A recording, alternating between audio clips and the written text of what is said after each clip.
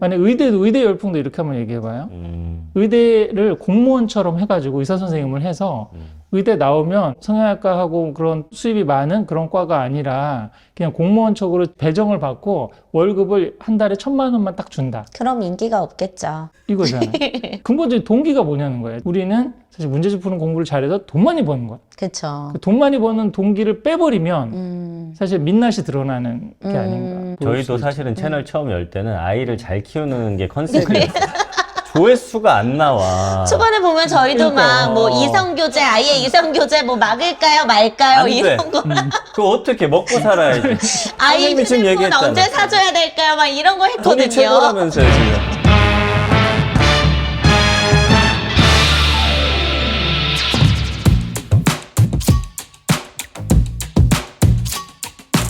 정전부부의 난장판 육아 반갑습니다. 저는 전민기고요. 네, 안녕하세요. 정민입니다. 네, 저희가 올해 결혼 10주년인데 얼마 네. 전에 따로따로 여행을 다녀왔습니다. 아내는 이제 그림을 좋아하니까 홍콩에 다녀왔고요. 네. 저는 아이와 둘이 사이판에 가서 오. 4박 5일 동안 하루에 8시간씩 네. 수영을 하고 돌아왔습니다. 저희 아들이 다녀와서 딱 한마디 하더라고요. 뭐라고 하더라고요? 엄마, 나 이제 엄마는 여행 같이 안 가도 될 것 같다고. 아빠랑만 둘이 가겠다고. 엄마는 어차피 수영 안 좋아하고 미술관 좋아하니까 엄마는 미술관 다니고 자기는 아빠랑 둘이 네. 계획이 있대요. 뭐 오키나와도 갈 거고 뭐 맞아요. 괌도 갈 거고 그렇게 얘기를 네. 하더라고요. 그래서 알겠다. 그렇게 아니, 해라 라고 얘기했어요. 고학년 되면 얼마 전에 이제 고학년 된 네. 아빠를 만났는데 안 따라온다고 하더라고. 애들이? 그래서 저는 오. 아이가 따라올 때 좀 많이 좀 가볼까 아유. 합니다.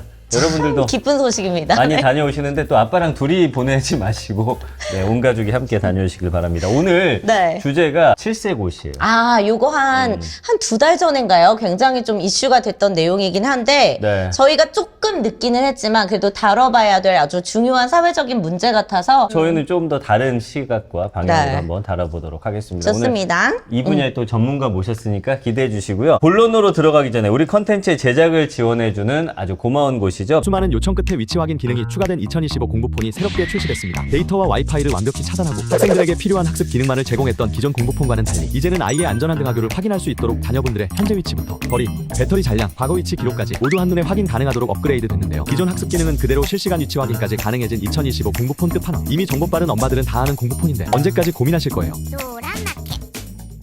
100% 인터넷과 데이터가 차단되는 노란마켓 공부폰을 소개해드립니다. 이번에 아이 위치 확인 앱 오디아가 내장된 새로운 2025 공부폰이 출시됐다고 합니다. 현재 위치, 거리, 배터리 잔량, 과거 위치 기록 등이 표기되기 때문에 아이가 집 밖에 있을 때도 마음이 놓이실 거예요.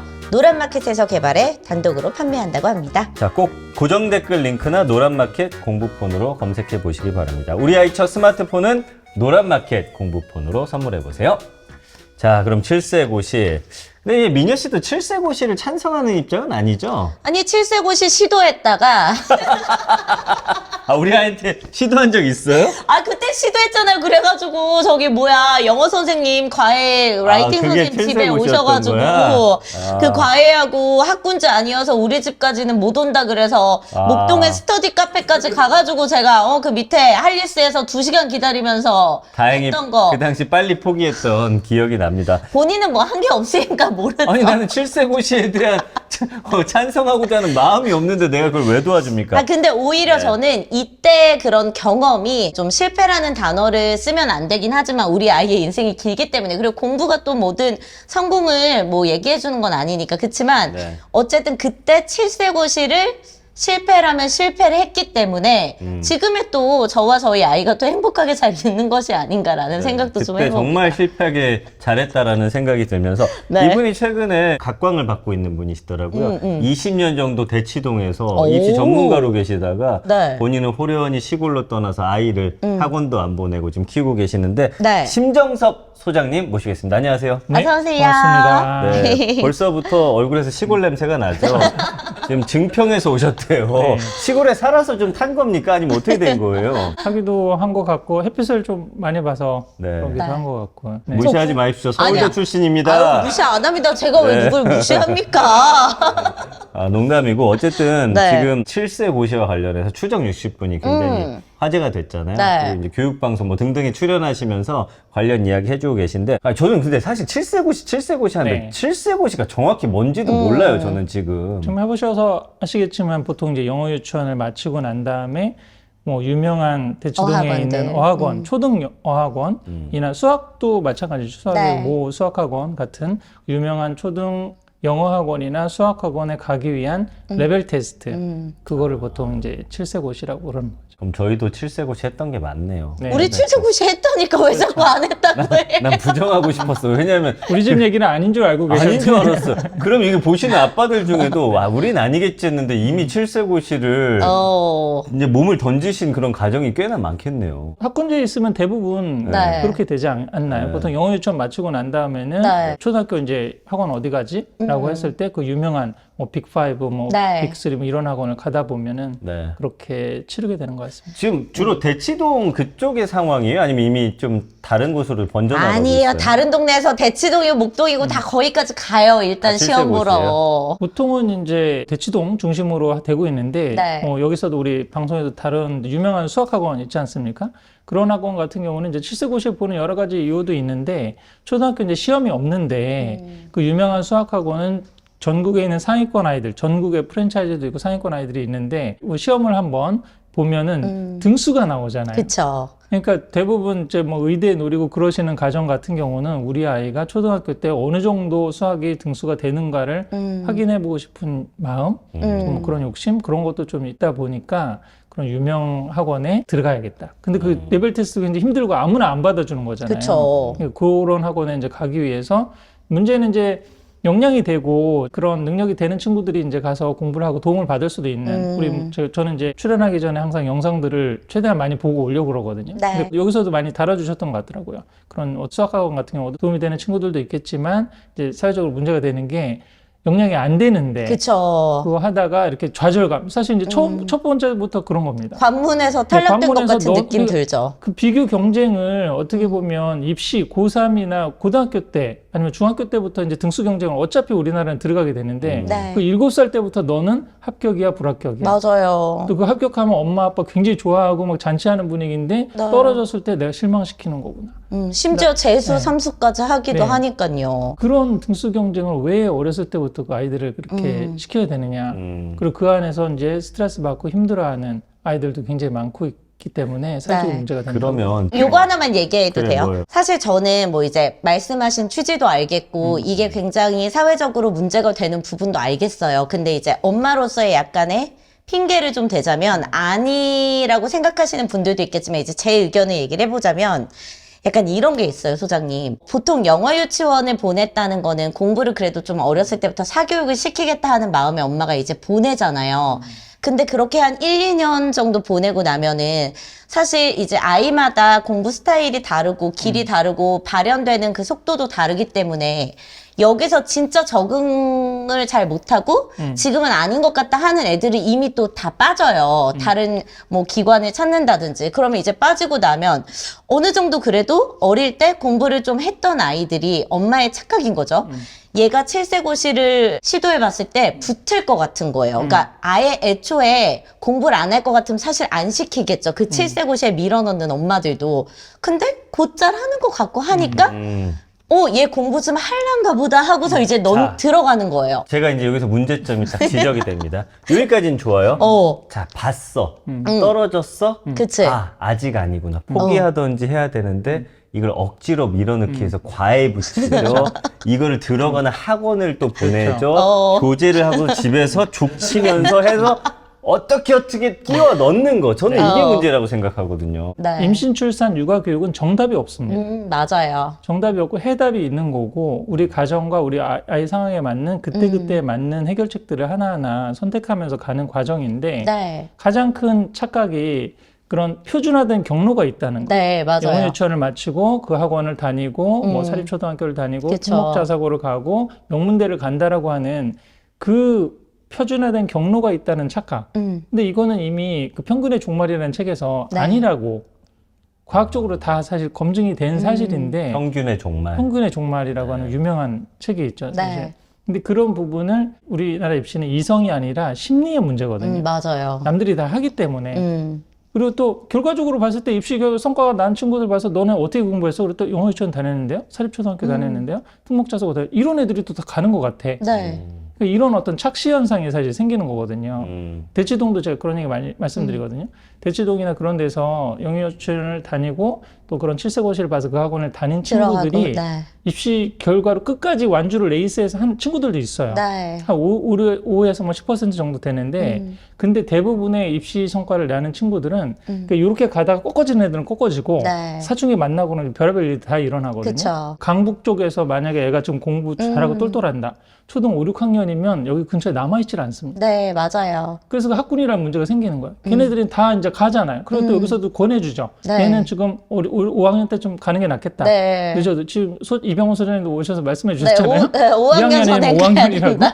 뭐 그렇게 해가지고. 그러니까 이렇게 되니까 강북에는 남아있지 않는 거예요. 다 그냥 그쪽으로 가는 거죠. 네. 그럼 대치동에서 소위 말해서 입시 성과가 나는 애들은 그렇게 5학년 때 들어온 애들, 또 중학교 때 들어온 애들, 아니면은 고등학교 때 뭐 들어온 애들, 이런 아이들이 가운데 몸 튼튼, 마음 튼튼의 공부 그릇이 되어서 대치동의 분위기나 그런 걸 견딜 수 있는 애들. 네. 그런 아이들이 사실 입시 성과를 내는 거거든요. 아. 잘된 케이스는 아까도 말씀드렸죠. 그렇게 해가지고 우리 애 갔는데 그래서 네. 자기도 아니면 뭐 동생도 이렇게 해서 애들 키워봐. 이렇게 좋은 케이스는 많이 알려지죠. 제가 그런 책에서 한 꼭지에 그런 거 썼거든요. 대치동에서 실패한 부모님은 조용하다. 그쵸. 안 된 얘기를 그렇게 굳이 할 필요 없잖아요. 없죠. 근데 요즘에 이제 유튜브 있으니까 내가 대치동 퀴즈였는데 안 된 거를 그 얘기하는 그런 나오더라고요. 유튜버들도 있어요. 네. 거기 밑에 추정 60은 댓글에 이런 네. 글이 하나 있었습니다. 네. 제가 뭐라고 이제 그 학생이 썼어요. 저도 칠세고시 봐서 땡땡 수학학원, 유명한 수학학원이죠. 네. 다니고 영어 학원도 최상위 반에 붙고 경쟁이 심한 여중, 거기 대치동에 있는 여중 경쟁이 굉장히 심합니다. 맞아요. 가서 전교권 했어요. 오. 그다음에 의대 대비 학원도 다녔어요. 지금 나이로는 고3인데 지금 원래 다녔으면 고3인데 자퇴하고 공부 손 놓은 지 2년 반 되었네요. 우울증, 불안장애 약 먹고 하루 종일 인터넷만 하고 있습니다. 그런데 아직도 이 동네에 살고 있다는 게 정신 나간 것 같아요. 여러분, 저처럼 되지 말고 하고 싶은 일 하세요.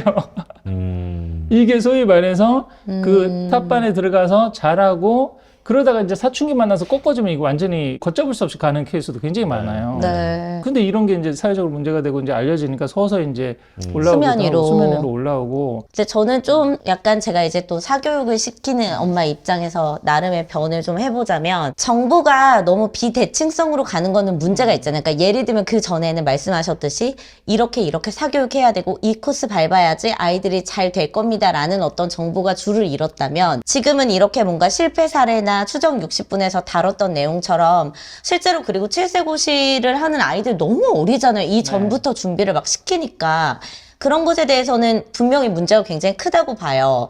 근데 어쨌든 또 너무 저는 약간 요즘 이런 쪽으로 몰아가는 게 아닌가라는 생각도 드는 거예요. 마치 엄마가 그래도 자식 잘 되라고 뭔가를 시키고 좋은 마음에서 열심히 또 하시는 엄마들도 있을 텐데 너무 사회적으로 이게 약간 엄마의 치맛바람, 대한민국 엄마의 교육열이 아이를 뭐 정신병자로 만들고 있다. 약간 이런 식으로 또 내용이 너무 가다 보니까 좀 그런 부분에 대한 우려도 있기는 하더라고요. 그 미디어적인 어떤 특성도 있는 거죠. 네. 사실 미디어에서 제일 중요한 조회수잖아요. 네. 그러니까 여기서 하나의 그런 미디어적인 분석을 해보면 대치동에 못 갔던 엄마들의 대리만족도 있는 거예요. 맞아요. 네. 나도 있지. 아이 나 안 보낸 게 다행이야. 우리 애 저기 가서 얼마나 힘들겠어. 맞아요. 이렇게 하는 그런 부분에 또 니즈가 있기는 한데 본질적으로는 우리 교육의 가장 큰 목표가 아이들의 행복이잖아요. 그렇죠. 독립과 행복이죠. 네. 그런 부분에 있어서 과연 이게 그런 길일 수 있는가라고 하는 좀 질문을 던져보고 또 하나는 그렇게 해서 아이들을 그렇게 열심히 케어하고 공부시키려고 하는 목적이 말로는 사실은 행복이라고 그러는데 네. 이게 우리나라에서의 그 교육열은 제가 분석하기로는 좋은 대학 가서 돈 많이 버는 거예요. 제가 아이러니컬하게 저는 이제 아까 20년 동안 그 학군 일을 하고 그 입시 일을 하다 좀 회의가 있어서 유태인 자녀 교육이나 그런 것도 다른 것도 많이 하고 그랬었거든요. 네. 근데 제가 유태인 자녀교육 같은 거 주제로 해서 블로그를 하거나 아니면 그런 책도 내고 그랬을 때는 제 블로그 팔로워가 한 2,000명, 3,000명 정도밖에 되지 않았어요. 근데 제가 학군 책이 하나 이제 이게 많이 알려지기 시작하면서 제가 몇만 명이 됐거든요. 아, 그만큼의 뭔가 그런 욕망들이 다들 있는 그렇죠. 거죠. 그리고 제가 또 느끼는 게 우리 교육 채널도 네. 지금 우리 교육 채널 조금 있고 지금 하고 있지만은 네. 우리나라 교육열이 그렇게 높은데 교육만 전문으로 하는 그리고 진짜 좋은 입시 정보를 주는 채널들이 네. 50만이 안 넘는데 어. 저는 제가 학군책 내고 난 다음에 부동산 채널에 좀 나가고 있습니다. 네. 그래서 부동산이나 부동산이요? 경제 채널이 100만이 다 넘잖아요. 네. 그 이게 우리나라의 관심사가 뭐냐면은 돈. 정말 애들의 행복과 교육은 아닌 거예요. 만약 의대 열풍도 이렇게 한번 얘기해봐요. 의대를 공무원처럼 해가지고 의사 선생님을 해서 의대 나오면 성형외과하고 그런 수입이 많은 그런 과가 아니라 그냥 공무원적으로 배정을 받고 월급을 한 달에 1,000만 원만 딱 준다. 그럼 인기가 없겠죠. 이거잖아요. 근본적인 동기가 뭐냐는 거예요. 제가 이제 유태인 자녀교육도 많이 얘기하지만 유태인 자녀교육은 애들이 공부 잘해가지고 돈 많이 버는 게 아니에요. 네. 왜 살고 어떻게 사느냐에 대한 인문학적인 답을 하고 그쵸. 이 세상을 좀 더 나은 곳으로 만들기 위해서 내가 뭐를 해야 할까를 찾아가는 그 과정 중에 하나가 문제집 푸는 공부일 수 있다. 네. 그렇게 도구적으로 보는데 우리는 사실 문제집 푸는 공부를 잘해서 돈 많이 버는 거야. 그쵸. 그돈 많이 버는 동기를 빼버리면 사실 민낯이 드러나는 게 아닌가. 저희도 사실은 채널 처음 열 때는 아이를 잘 키우는 게 컨셉이었어요. 조회수가 안 나와. 초반에 보면 저희도 막 뭐 이성교제, 아예 이성교제 뭐 막을까요, 말까요, 안 돼. 이런 거. 그거 어떻게 먹고 살아야지. 아이 선생님이 지금 휴대폰 얘기했잖아. 언제 사줘야 될까요, 막 이런 거 돈이 했거든요. 최고라면서요, 지금. 우리도 행복하려고 이거 하는 건데, 자, 그나마 좀 다른 점은 저희는 그래도 네. 이런 가정에 약간 다른 의견들 좀 보여드리고, 오히려 하면서 방향성이 오히려 아이를 그런 곳에 때려넣지 말자는 식으로 지금 좀 많이 좀 오히려 전문가들 통해서 인식이 많이 바뀌어가고 있기 그렇죠. 때문에 이런 좀 좋은 순환을 여러분들과 함께 좀 만들어가고 싶어서. 그래서 제가 요즘에 방송에 많이 나가는 게 그래서 네. 사실 문제가 있는 거 알아요. 7세 것이 너무 힘든 것 같고 안 맞아요. 맞는 친구들도 있고 그런 경쟁의 와중에서 잘 되는 친구들도 있지만 어려운 친구들도 있는데 어떻게 도와줘야 되냐 얘기를 하려고 그래도 네. 우리나라에 사실 이렇게 조기 사교육이 심해지고 또 사교육비가 작년에 29조였거든요. 네. 와. 계속 줄지 않아요. 애들이 하나니까 그냥 다 올인하는 네. 이런 현상들이 더 생겨서 그런 거죠. 근데 이런 부분이 근본적인 원인을 저기 하면은 네. 우리나라는 학벌이 계급이 된 사회예요. 소위 말해서 본인이 사회 나가서 성공하거나 대학원을 어디 나오거나 이게 중요한 게 아니라 학부로 어디 나왔느냐가 그쵸. 평생을 따라다녀요. 네. 네. 또 그 학부를 나온 사람들이 끼리끼리 동문회 뭐 하고 그쵸. 끌어주고 땡겨주고 이런다는 의식이 지난 한 5, 60년 동안 있기 때문에 네. 이 고정관념을 깨기가 쉽지가 않거든요. 맞아요. 궁극적으로 애들이 공부를 잘해서 뭐 유학을 어디로 가 이게 아니라 학부를 어디를 나오느냐에 따라서 네가 평생을 한국 사회에서는 결정되기 때문에 네. 그 상대평가 등수 경쟁에서 네. 뒤처지지 않기 위해서 조금이라도 빨리 달려야 된다라고 하는 이거를 벗어나지 못하는 그럼 거고. 저걸 좀 여쭤보고 싶어요. 그러면 어떤 아이들은 몸도 마음도 건강이기 때문에 적응 잘한다고 하셨잖아요. 그러니까 7세고시에 정말 잘 적응하고 잘 따라가는 아이들은 그냥 그 방향으로 나아가는 게 맞다고 보세요? 제가 시골에서 키우는데 애가 공부 잘하면 저는 문제집 푸는 입시로 달리고 싶진 않아요. 아이비 교육으로 바꾼다든지 네, 네. 아니면 본인이 문제 해결 능력을 갖고 우리 최근에 우리 김주환 교수님이 네. 내면 소통이나 그릿 그런 책에서 많이 얘기했지만 즐기면서 재밌게 공부할 수 있는 것도 방법이 있어요. 네. 제가 그래서 우리 아이 영어 공부 저희 아이는 영어 유치원도 안 다니고 네, 네. 하는 거 아무것도 없이 그냥 네. 시골에서 살면서 영어 공부 조금씩 하고 있는데 얘는 영어 공부 어떻게 공부하냐면 스타워즈로 공부하고 자기가 좋아하는 남자애니까 내용이니까. 남자애들 경로를 아시잖아요. 뽀로로에서 포켓몬으로 갔다가 네. 뭐 이렇게 이게 지금 스타워즈 지금 빠져 있으니까 공부는 재밌는 거야. 네. 네가 스타워즈 좋아하잖아. 근데 한글책으로 보는 건 한계가 있거든. 근데 레고 스타워즈 있는데 비주얼 백과사전에 여기에 다 있어. 진도를 아까도 경로의 법칙 그게 아니라 뭐 파닉스를 띄고 이게 아니라고 네. 보는 거예요. 양적 선행보다 질적 몰입이 더 중요하거든요. 네가 좋아하는 주제를 시작해야 진정한 내적 동기가 생겨요. 맞아요. 그러니까 요거서부터 해가지고 이렇게 하면서 애는 그럼 어떤 생각을 할까? 공부는 즐겁고 재밌는 거야. 나 스타워즈 레고 좋아하는데 그거 공부하기 위해서는 뭐 이렇게 해야 되고 또 만들다 보면 공간이나 지각 가는 거 충분히 그렇게 할 수 있거든요. 진짜 드리고 싶은 말씀이 대치동 교육이 세계 넘버원 교육이 아니에요. 그렇죠. 우리나라에서만 이러고 있는 거예요, 지금. 그 아까 어쩔 수 없는 그 등수 경쟁. 네. 그러니까 얘가 공부를 열심히 해서 90점을 넘으면 대학을 가는 게 아니라 우리는 상대평가 등수 경쟁으로 1등부터 3,000등까지는 의대, 3,000등부터 6,000등까지는 서울대를 결정해야 되는 거야. 네. 그러기 위해서 수능이라는 실험을 없앨 수가 없는 거예요. 그게 제일 공정하니까. 근데 전 세계에서 이렇게 공부시키는 나라가 어디 있어요? 그럼 우리 아이는 이렇게 해갖고 잘하면 또 서울대 가는 거잖아요. 그러니까 이런 결국 거예요. 보내고 열심히 싶은 했는데 거잖아요. 서울대라는 게 따라오게 해야지. 아. 서울대 하면 서울대 못 간다고 보는 거예요. 인생도 그렇고. 너무 그러면. 그러니까 보통 맞아. 그 재테크에서도 그래요. 뜻길 돈이라고. 네. 뜻을 정하고 그다음에 방법을 찾으면 돈이 따라오는 거예요. 입시도 마찬가지예요. 애가 정말 좋아하고 잘하는 게 뭔지, 아이의 역량이 뭔지, 그거에서 더 복돋아 주고 더 네. 강점을 더 잘하게. 굉장히 중요해요. 못하는 거 잘하게 하면 안 돼요. 그전에도 맞아요. 그 나중에 검사했더니 뭐 낮은 네, 이거 어떻게 네. 올려주시냐 말씀하셨잖아요. 네, 네. 그게 아니라 잘하는 걸 더 잘하게 하다 보면 자신감이 생기고 거기서 메타인지가 생기거든요. 그럼 못하는 거를 커버할 수 있는 능력을 스스로 알게 돼요. 근데 그게 이제 엄마들의 착각일 수도 있는데 사실 내 아이가 공부를 좋아하는 줄 알고서 이제 학습에 넣는 거거든요. 왜냐면 어릴 때부터 보통 이제 뭐 그 기관에 가기 전에는 뭐 교구나 이런 것들로 같이 막 수업도 해보고 얘가 곧잘 좋아하고 계속 책 읽는 것도 좋아하고 이러다 보니까 뭐야 공부 잘하는 거 아니야? 이러면서 이제 시키다 보니까 이게 학습적인 걸로 이거 가게 되는 거거든요. 내가 지난 시간에 느낀 건데 이제 그 공부법이라는 주제를 저희가 한번 했는데 부모들이 아이가 뭔가 어떤 영특한 면을 봤을 때 이 아이를 키우는 교육법을 잘 모르는 것 같아요. 그러니까 맞아. 그럴 수 있어. 이 뭔가 잘하는 아이는 이 루트로 대치동에 집어 넣어야 되는 맞아. 우리 머릿속에 있다 보니까 어. 계속 그렇게 그냥 밀어넣는 게 아닌가라는 좀 생각이 들기도 하고요. 가장 중요한 게 뭐 이렇게 문제가 잘 안 풀리고 그러면은 네. 질문이 잘못된 경우들이 상당히 많거든요.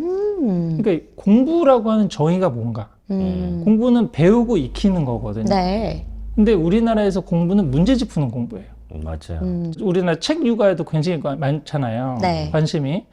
책을 왜 읽히냐고 그 동기를 물어보면 결국은 애가 어렸을 때부터 그림책부터 책을 잘 읽어가지고 중고등 때 문제집 잘 풀어서 그쵸. 내신 1등급, 수능 1등급을 받고 싶은 거야. 그래서 제가 그런 강연에서 물어보거든요. 네. 우리 아이가 책을 정말 좋아하고 자기가 좋아하는 주제에 대한 책을 읽고 또 인문학적 소양을 갖췄는데 내신 1등급, 그다음에 국어, 수능 1등급 안 나와도 괜찮으세요? 물어보거든요. 안 괜찮지. 안 괜찮죠? 아니 그러면 자연스레 따라오는 거 아니에요? 그렇게 하면은? 그러니까 그거예요. 문제집 푸는 공부가 따라오게 하는 그런 방향으로 가야 되는데 네. 결국은 그런 의도를 갖고 애가 왜 공부를 잘했으면 좋겠느냐. 결국은 공부를 잘해서 문제집을 잘 풀어가지고 내신 1등급, 수능 1등급을 받는 그런 목표를 갖고 애를 자꾸 몰아보려고 그런다든지 네. 그럼 이제 예를 들어서 애가 책을 좋아하고 그러는데 문제집을 안 풀어. 네. 책은 많이 보고 아는 게 많은데 네. 시험 성적은 안 나와요. 그럴 수도 있죠. 네. 근데 이런 애는 사회에 나가서 시나리오 작가가 된다든지 아니면 뭐 연예계라든지 이런 거 성공할 가능성이 훨씬 더 많거든요.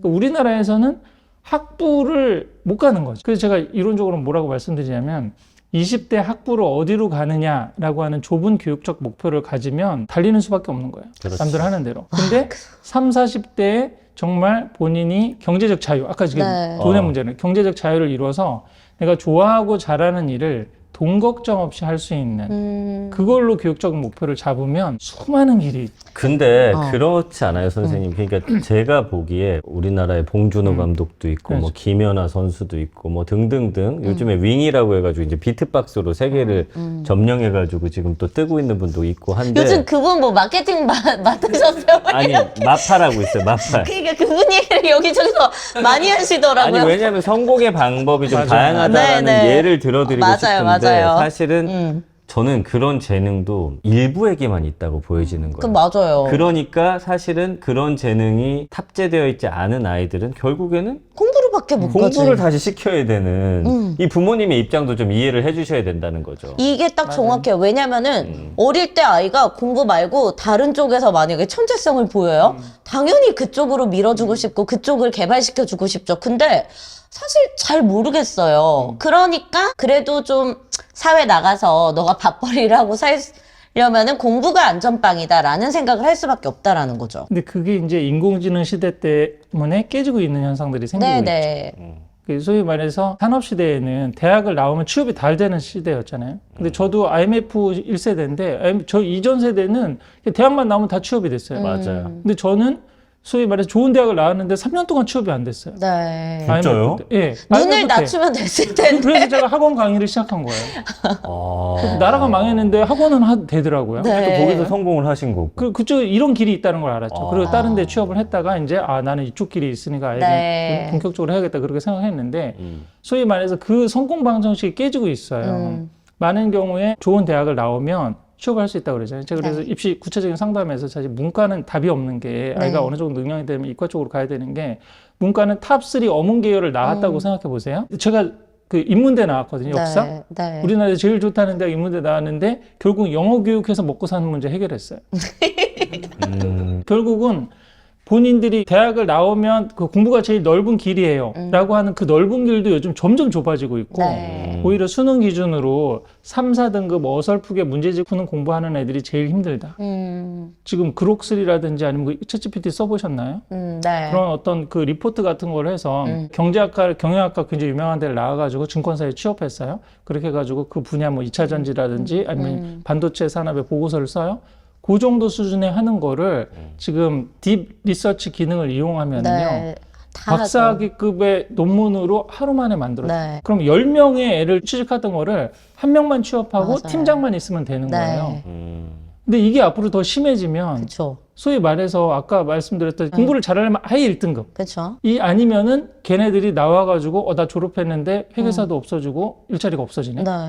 이런 지금 사회가 될 수 있기 때문에 제일 공부가 넓은 길이에요 라고 하는 얘기도 좀 다른 측면이 되고 있거든요. 그리고 또 로스쿨도 변호사님들이 너무 많잖아요. 많죠. 포항되고 그러니까 거의 어떤 분위기로 가고 있냐면 로스쿨만 나오는 게 아니라 명문 로스쿨 나와야 되고 그 다음에 로펌에 들어가고 네. 부모님이 판검사든지 맞아요. 뭔가 그 라인이 없으면 살아남기 힘들더라고요. 그러니까 모든 영역에서 마찬가지야. 아까 그래서 이렇게 예체능 쪽으로 공부하는 것도 힘들어. 공부가 저기 한 게 맞다라고 했는데 만약에 법대를 가고 의사를 하고 그래요?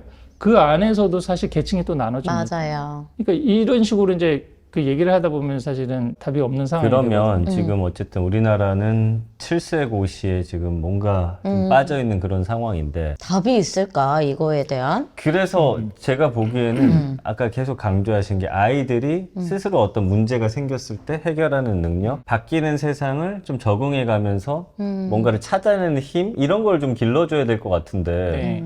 그런 방법이 지금 본인이 좋아하는 네. 공부를 즐겁게 할 수 있도록 길을 열어주는 그 방법이라고 보시는 거예요? 재능적인 측면에서는 하나 그런데요. 또 하나 이제 인성이나 지혜적인 측면에서 저는 그럼 심 선생님이 대안은 뭐냐라고 하는 것에 제가 하고 있는 게 두 가지인데 하나는 저희 아이들하고 하루에 10분, 15분씩 사자 수학을 합니다. 사자 소학? 사자 수학이라고 네 글자씩 뭐 된 거 있잖아요. 부생아, 신아, 시고, 모구고, 신아 여기를 시작해가지고 네. 어제 우리 6살짜리랑 제가 공부한 게 뭐냐면 출필고지 반필면지라고 하는 그런 사자 수학 구절이 있어요. 네. 바깥에 나갈 때는 반드시 부모님한테 어디 간다고 얘기하고 얘기하라. 돌아오면은 얘기해라. 사자 수학이 좋은 게 이런 행동 거지. 네. 그다음에 어떻게 생활해야 되는지 그런 걸 하나하나 가르쳐 주는 거죠. 소위 말해서 문제 해결 능력이 있으려면 그 이전에 뭐가 더 중요하냐면은 나는 왜 살고 어떻게 그쵸. 살아야 되느냐에 대한 인문학적 소양이 있어요. 맞아요. 인공지능에 의해서 내 일자리가 없어졌을 때 난 어떻게 살아야 되지? 엄마 아빠가 이렇게 하면 된다고 그래가지고 나 이 학부 나오고 이거 졸업하고 또 이렇게 결혼했는데 그 문제는 수없이 생기는 거잖아요. 생각지도 않았던 문제가 생겼을 때 그럼 나는 어떻게 중심을 잡고 뭘 향해서 살아야지? 라고 하는 그런 인문학적 소양하고 두 번째로는 이렇게 질문하고 답할 수 있는 소통 능력. 네. 그거를 가정적인 차원에서 전 세계적으로 제일 잘하는 집단이 유태인 집단이에요. 네. 하브르타. 제가 사실은 원래 그 하브르타 전문가, 그 입시 쪽으로 하다가 교육적인 대안으로 하브르타를 얘기하고 네. 많은 데 강연을 다니면서 우리 아이들 이렇게 공부하는 게 미래 시대, 아까 인공지능 시대, 그다음에 핵심 역량이 될 수 있고 전 세계적으로 글로벌 인재가 될 수 있는 길이니까 이렇게 하자라고 강연을 했는데 제 강연이 끝나고 난 다음에 엄마들이 저한테 물어보는 질문은 대치동으로 이사 가야 되느냐. 다 들어놓고. 다 듣고. 아니, 선생님 목표로 들어보세요. 이게 약간 어떤 거냐면, 알겠어요. 좋은 건지 다 알겠어요. 그죠. 근데 문제는 아까 그 사자소학도 말씀해 주셨잖아요.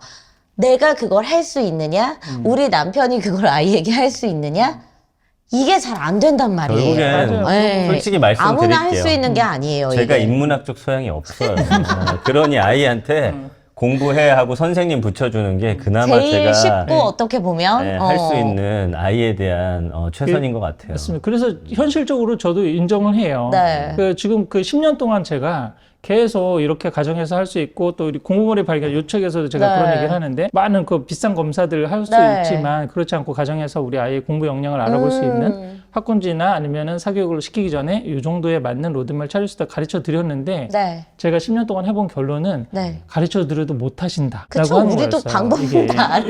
그래서 지금 결국은 하나의 대안은 네. 똑같은 사교육을 하더라도 네. 문제집 푸는 사교육이 아니라 어떻게 해야 돼요? 이런 거를 코칭해주고 네. 가르쳐 줄 수 있는 학원을 다녀요? 학원이 아니라 가장 좋은 건 이제 대안학교라든지 학교 같은데 아. 또 하나 내가 이게 뭔가 이게 우리나라 입시가 아니다라고 그러면 근데 이것도 굉장히 돈이 많이 드는 문제예요. 맞아요. 결국은 대안학교나 뭐 국제학교 쪽으로 맞아요, 하려고 맞아요. 해도 돈이 많이 드는 문제이긴 하지만 그래서 가정에서 최대한 해볼 수 있는 측면으로 하고 현실적으로 제가 드린 대안이 유초등 사교육비를 좀 줄이자는 거예요. 아, 그건 저도 애가 완전 깊이 어떻게 될지 공감합니다. 모르기 때문에 맞아요, 맞아요. 그럼 사실은 좋은 대안적인 학교 굉장히 많아요. 맞아요. 제가 우리 네. 만방국제학교라고 하얼빈에 있는 학교인데 미네르바 대학 아시나요? 오. 전 세계에서 하버드보다 들어가기 힘들다는 혁신대학이에요. 네. 여기를 한국계 학교 중에 제일 많이 보내는 데가 만방국제학교라는 학교거든요. 오, 거기 어떻게 가요? 3명이나 되는 거. 네네. 그렇게 해서 뭐 나중에 뭐 면접 보거나 뭐 그렇게 해서 갈 수 있는데 근데 우리나라 한 학년에 한 5, 60명 정도 되지 않는데 해마다 미네르바 합격생이 3, 4명 이상씩 나와요.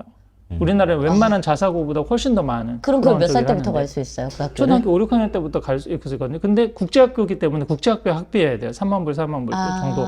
그런 좀 저희가 되는. 그러니까 그런 얘기. 아니면은 지금 제가 있는 그 괴산에 마이폴 학교라고 네. 수학 대안 학교가 있는데 여기는 함수라든지 뭐 이런 거부터 뭐 인수분해 이런 거부터 시키는 게 아니라요. 네. 초등 5, 6학년 정도 아이들한테 본인이 만약 별자리에 관심이 있어 아니면 레고 조립하는 데 관심이 있어 와. 코딩하는 데 관심이 있어 그러면 관심 있는 주제를 정하고 네. 논문을 중학교 때부터 쓰면서 수학적 개념들이 들어가요. 와. 이런 식으로 해서 이렇게 공부해서 성과가 잘 나는 친구들은 금정고시 쳐가지고 하는데 4년 과정도 그 독학사 제도라든지 그런 거 할 빨리 수 있거든요. 땡길 수가 그렇게 있군요. 하고 바로 대학원으로 수학이나 아니면 공학 쪽으로 갈 수 있는 데도 있습니다. 그러니까 자기가 정말 아이가 능력만 있고 네. 어떤 한 분야에 대해서 깊이 빠져들 수 있는 그런 어떤 소양만 된다면 사실 말씀해 주신 그 루트를 찾는 것도 저는 좋은 것 같아요. 근데 결국은 이제 대부분의 아이들이 사실은 평범한 아이들이 너무나도 많고 그리고 저도 이제 얘기해 주셨듯이 막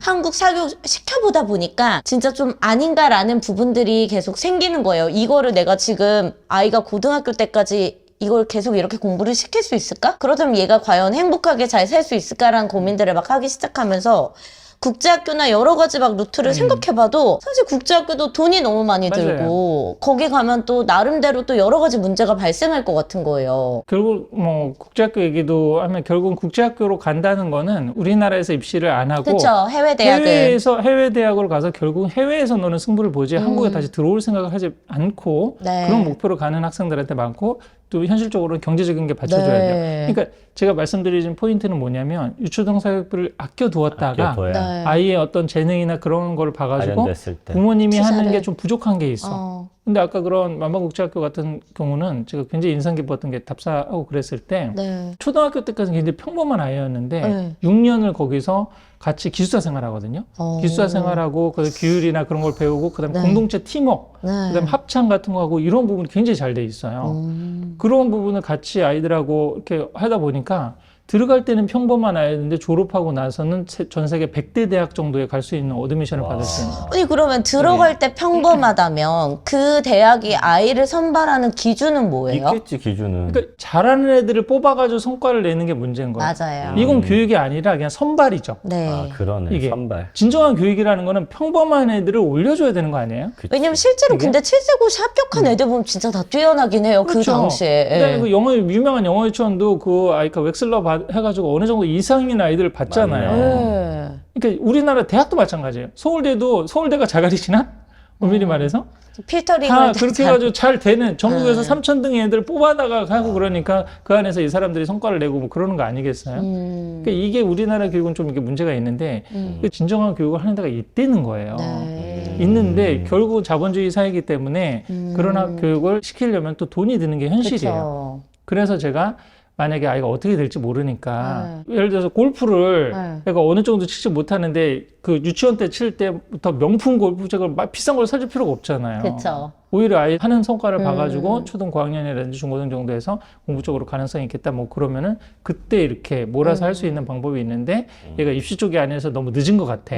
그러면 아이비를 하는 국제학교 쪽으로 네. 빼볼 수도 있고 아이비 학교로 빼볼 수도 있고 대안학교로 빼볼 수도 있고 뭐 여러 가지 방법들이 있을 수 있으니까 그러네요. 그리고 또 그걸 넘어서 애가 학부로 어디 가느냐가 중요한 게 아니라 30, 40대 진짜 경제적 자유인이 되어서 그쵸. 행복하는 삶을 한다 그러면 늦지 않고 우리만의 길을 갈 수가 있는데 주변에서 너무 막 이렇게 맞아요. 달리니까 불안하고 불안하죠. 예, 그걸 중심을 못 잡는 거죠. 저희가 이 채널 하면서 느낀 거는 오히려 좀 더 여유가 생긴 게 대치동에 못 갔을 때 그 대안이 있구나라는 네, 걸 알았고요. 그렇죠. 아, 이 아이가 어떤 부분이 부족할 때 끌고 갈 수 있는 방법이 있구나를 저희는 이 채널 통해서 좀 깨닫고 있는 상황이거든요. 제가 좀 충격적이었던 게 한때 이제 직업이 없어가지고 저도 이제 아나운서 출신이니까 아나운서 학원에 가서 아이들을 가르쳤는데 네. 명문대 생들이 꽤나 많았어요. 근데 그 중에 많은 수의 아이들이 저한테 면접 시험 볼 때 넥타이 색깔을 골라달라고 하고 자기소개서를 고쳐달라고 하고 어디에 시험 볼지를 저한테 정해달라고 하고 이런 거에 제가 굉장히 좀 충격을 받았던 기억이 있거든요. 정말 공부를 잘하고 똑똑한 아이들이었는데 뭔가 선택을 누군가에게 미루는 그런 모습들이 아 이거는 아닌데 싶은 생각을 제가 가졌었거든요. 네. 그게 소위 말해서 제가 말하는 학원 낭인화죠. 아이들이 그렇게 하고 학원 세대가 됐기 때문에 최근에도 경제 채널에 많이 나간다고 그랬잖아요. 네. 그 경제 채널 중에서 굉장히 커진 채널이 100만 넘는 채널이 있는데 어떻게 성장했냐면은 부동산 강의들을 굉장히 수강료를 내고 듣는 거예요. 네. 근데 요즘에 20, 30대 엄밀히 말하면 부동산 투자나 주식 투자도 본인이 스터디 그룹을 만든다든지 공부를 해서 책을 읽고도 할 수 있잖아요. 네. 근데 요즘 애들은 학원을 가고 강의를 들어야 된다고 생각하는 거예요. 아, 저도 그거 듣고 싶거든요. 왜 안 돼요? 내가 스스로 하는 게 아니라 네. 뭔가 코치를 받아야 되고 멘토링을 받아야 되고 네. 이렇게 돼야 된다고 생각하는 게 너무 보편적인 게 된 거죠. 내가 잘 모르는 분야는 그거를 수강료를 내고서 그거는 내가 이제 받고 싶은데. 시스템이 어떻게 되냐면 내가 이제 이렇게 저렇게 해보고 하고 어느 정도의 시행착오를 지식을 쌓은 겪는다, 다음에 이거야? 가서 아 이거구나 하는 걸 짚어주는 걸 좀 더 이제 깊이 할 수는 있는데 처음부터 가서 이거 하세요 이거 하세요 하고 또 따라하는 건 좀 다르지 않나 싶네요. 그러니까 아까도 사실은 이제 아나운서 정도에서 도전하려고 그러면 본인이 열심히 뭐 신문도 보고 딕션도 연습하고 막 나름대로 하고 난 다음에 학원에 가서는 활용 점정을 해야 되는 거잖아요. 네. 그러니까 학원은 본질적으로 잘하는 애들 더 잘하게 해주고 경쟁적인 체제를 유지해가지고 본인이 게을러지지 않게 해주는 그런 시스템이지 못하는 애들을 잘하게 해주는 데는 아니에요. 아나운서 학원에서 느끼시지 않았나요? 역량이 없는 친구들을 끌어올려줄 수 있나요? 사실 그 친구들은 그냥 학원 운영을 위한 약간 재정적인 그렇죠. 발판일 뿐이에요. 그리고 그게 사교육의 저도 본질이거든요. 3사를 못 갔었는데 이 아이들을 3사를 보내려고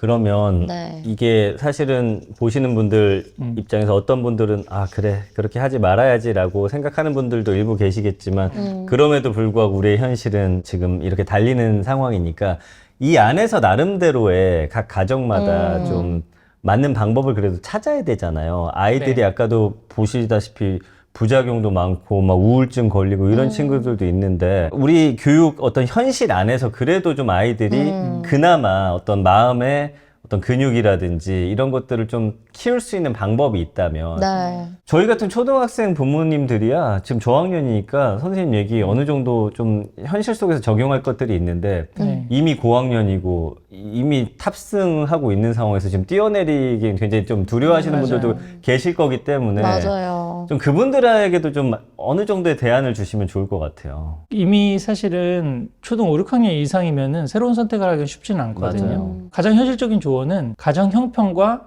아이의 역량에 맞는 나름대로의 길들을 찾아가라고 얘기하거든요. 제가 학군 상담해드리고 그럴 때도 무리하지 않는 학군 이사를 하라고 그래요. 근데 주변에서 굉장히 뭐 여러 가지 불안해서 나는 애를 시켜야겠다. 맞아요. 라고 하는 생각이 들면은 할 수 있어요. 네. 할 수 있는데 만약에 그런 대치동이나 목동 같은 학군지에 가야 되는데 전세도 안 될 정도에서 월세로 가야 되고 또 사교육비 네. 한 굉장히 뭐 2, 300만 원 정도 쓰고 그러면 그게 안 돼가지고 내가 또 뭐 아르바이트를 더 해야 되고 이러면 온 가족이 불행해. 또 그리고 그렇죠. 애도 잡게 되지. 내가 그렇죠. 너 애한테 때문에 집착하게 이사를 돼요. 왔는데 그렇죠. 네가 이런 식으로 공부를 안 해? 이 맞습니다. 소리가 진짜 안 나올래 안 나올 수가 없겠죠. 그러니까 결국은 무리하지 않게 가정 형편에 맞게 아이 상황도 마찬가지고 그래서 공부를 그렇게 시켜가지고 잘 따라오면 괜찮은데 아까도 잘 따라오는 데다가 이렇게 꺾어지는 케이스도 있고 그러거든요. 네. 너무 번아웃 시키지 않으면서 그런 거를 하기 위해서는 가장 현실적인 조언은 소통이 잘 돼야 돼요. 맞아. 아이랑 얘기하고 그 애가 힘든지 어떤지 네. 그다음에 잘 적응하고 있는지 이런 거를 허심탄회하게 얘기할 수 있고 또 아이도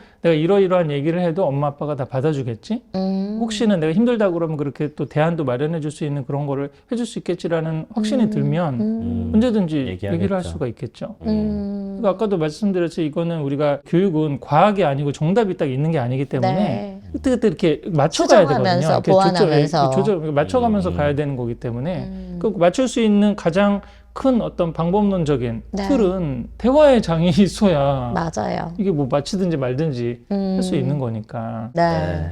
오늘 심정섭 소장님이 지금 증평에서 멀리 와주셨는데 자 끝으로 우리 부모님들에게 좀 남기고 싶은 말씀 좀 이 얘기는 좀 드렸어야 되는데 하고 좀 아쉬움이 있으시면 한 말씀 좀 해주시죠. 원래 7세5시 얘기하려고 그러는데 얘기가 여러 방향으로 좀 나간 것 같아가지고 좀 혼란스럽게도 해드리지 않을까 싶기는 한데요. 저는 조금 제일 요즘 강연에서 많이 얘기하는 게 애쓰지 않고 일이 되어지게 하는 거. 도교에서는 무의자연이라고 그러잖아요. 네.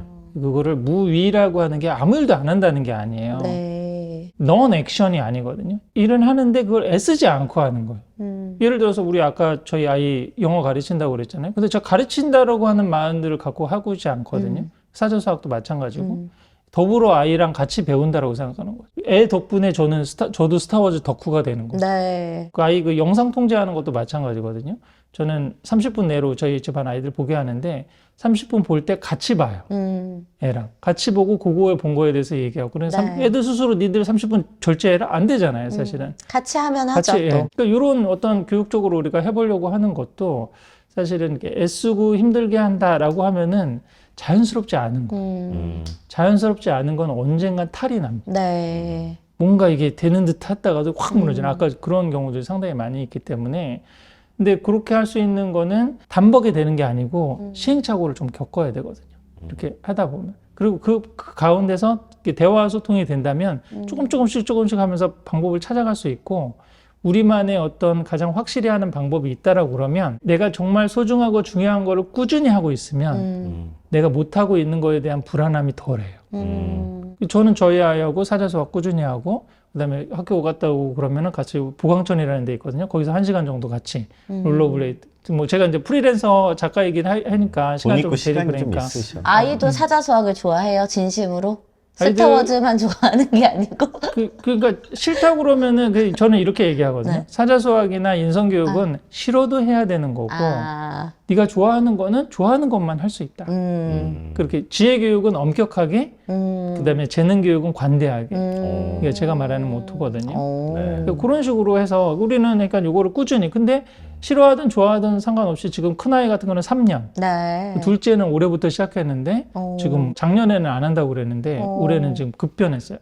그래서 지금 쓰는 거에 약간 삼매경에 빠져가지고 좀 열심히 하고 있고 그것도 단톡방에 좀 같이 하는 팀들이 있습니다. 네. 두 번째로는 또 다 같이 뭐냐면 하니까 또. 그렇죠. 정말 소중하고 중요한 건데 아까도 말했지만 잘 안 되잖아요. 네. 그거는 공동체적으로 해요.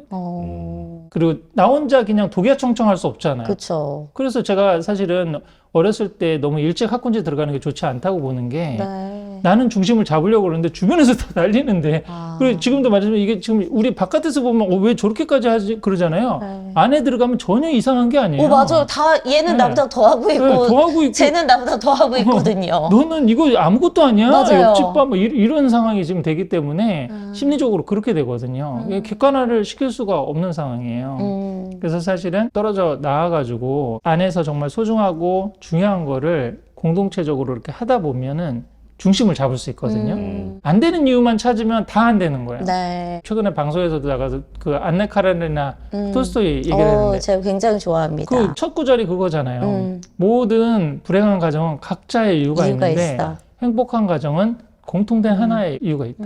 여기도 마찬가지. 지금 교육 잘한다는 가정도 다 불러서 한번 얘기를 해보세요. 한 가지 공통점 찾을 수 있을 거거든요. 소통을 잘해. 엄마 아빠랑 애랑 얘기가 잘 돼.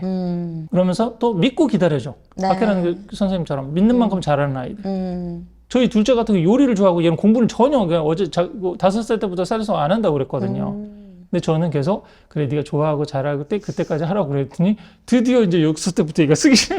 아, 5살 때부터 사자수학 트라이는 아니 해보셨군요. 형이 하니까 그걸 보면서 서당계 3년에 풍어를 넣는다고 옆에서 하니까 와서 기웃기웃하고 그랬었거든요. 네. 근데 일부러 막 시키지는 않았었는데 6살 때부터 시키려고. 근데 얘가 근데 할 수 있을까? 너무 싫어하고 막 그러는데라고 생각했는데 때가 되니 카이로스가 되면은 되게 각자의 카이로스가 있거든요. 맞아요. 근데 전 그게 그거를 40에 왔어요. 이렇게 늦게 올까봐 7세부터 달리는 거예요.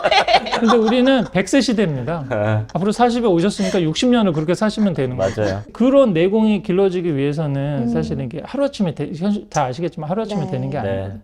그래서 그런 부분을 찾아서 해보시면 좋겠고 그 모든 게 마찬가지예요. 그 공부하는 것도 그렇고 이것도 그렇고 만약에 인연이 있다면 네. 오늘의 들은 내용으로 해서 하나의 실천에 이어질 수가 있고 구독자님들도 마찬가지. 그게 저는 자연스러운 거라고 보거든요. 좋습니다. 이게 보통은 끝인사 좀 해달라고 하면 짧게 하는데 여기에 본인의 그 요점을 다 녹여내는 이것 또한 자연스러운 겁니다. 뭐 끝인사 짧게 해야 될 이유는 없는 거예요. 선생님 자연스러운 거야 이거. 네, 맞습니다. 좋았어. 오늘 짧은 시간에 너무 많은 얘기를 전달해 드리려고 해가지고. 네, 아니, 선생님 재밌으시다. 네.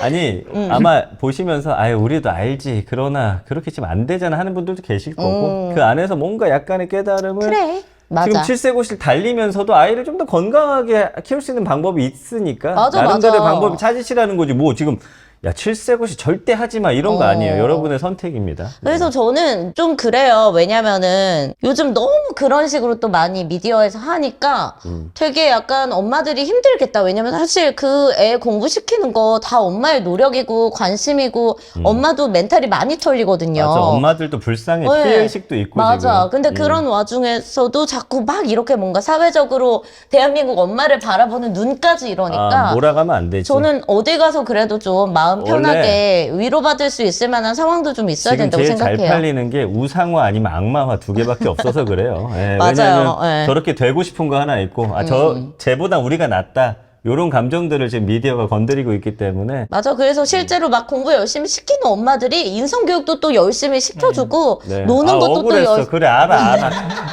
엄마들 아니 제가 그렇다는 건 엄마들 아니지만 탓하는 거 아닙니다. 진짜 예. 오히려 더 열심히 하시는 분들도 많아요. 일부 진짜 말도 안 되게 정말 아이 막 정신과 약까지 먹이면서 하는 분들에게 경고하기 위해서 이런 전문가분들이 메시지를 세게 주시는 거지 안 그런 분들도 굉장히 많습니다. 네. 무의자연, 자연스러움. 아무것도 하지 말라는 거 아니에요. 예, 알겠습니다. 여러분의 방법 자연스럽게. 아 왜 결론이 그렇게 가? 아니 좋은 거죠. 찾아가지. 나름대로의 방법 아이도 찾듯이 각 가정만의 공부 방법 그래요, 그래요. 로드맵을 짜자는 겁니다. 예, 알겠습니다. 오늘 함께해 주신 소장님 너무나 감사합니다. 네. 감사합니다. 네. 와 이게 7세고시 이야기 들으려고 했다가 교육 전반에 대해서 좀 여러 고민들을 하게 됐고 어떠셨어요? 저는 막 좀 이런 생각도 많이 들어요. 사실 공부를 좀 시키고 있는 엄마 입장에서 어릴 때 진짜 더 놀릴 걸. 7세고시 이런 거 하지 말고, 그러니까 뭐 기본적으로 해야 되는 책 읽고, 뭐 연산 문제집 하루에 한두 쪽씩 이런 거는 시키는 게 맞는 거지만 어릴 때 그냥 더 많이 놀러 다니고 더 많은 걸 경험하게 해줄 걸이라는 그런 생각을 많이 하거든요. 저도 이번에 네. 놀다 와서 네. 좀 더 놀아야겠구나. 아이와 아니 함께. 전민기 씨는 이제 지금까지 많이 놀았잖아요. 네, 전민기 씨 그만. 그러니까 부작용이 딱 이런 거예요. 선생님처럼 그렇게 얘기를 해주면 이렇게 받아들이는 사람들이 있어. 요거는 이제 문제가 된다라고. 아니, 다행인 건 양쪽의 균형이 맞아요. 우리 같은 피곤합니다. 가정은 괜찮아요. 피곤합니다. 네. 오늘 함께 해주신 여러분 대단히 감사드리고요. 자, 저희 다음 시간에는 또 다른 전문가와 함께 또 알찬 정보, 또 재밌는 이야기로 돌아오도록 하겠습니다. 전전 부부의 난장판 육아 함께 해주신 여러분 대단히 고맙습니다. 고맙습니다.